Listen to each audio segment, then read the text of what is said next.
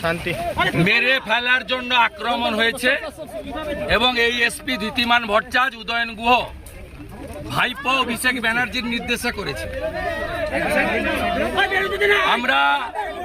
আমরা এর কাছে রিসিভ করিয়েছি বরেন বর্মন, নিখিল রঞ্জন দে এবং সুশীল বর্মনের উপর যে হামলা তার সিডিও জমা দিয়েছি আর রিসিভ করিয়েছি।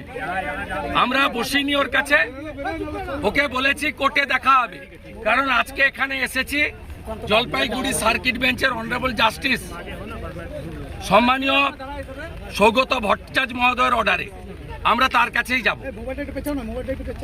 যাব।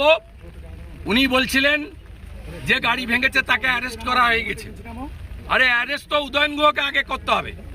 কালকে এই খবর আমি পেয়ে governor, DGP, chief secretary, home secretary সবকে আমি দিয়ে এসেছি। 2021 সালে অনারেবল জাস্টিস রাজশেখর মান্থার দুটো অর্ডার আছে, কমিউনিকেট করেছে আমার লয়ার, তারপরে ওই জিনিস করেছে। খুব প্রমাণিত পুলিশ বিরোধী দলনেতাকে খুন করতে চেয়েছিল।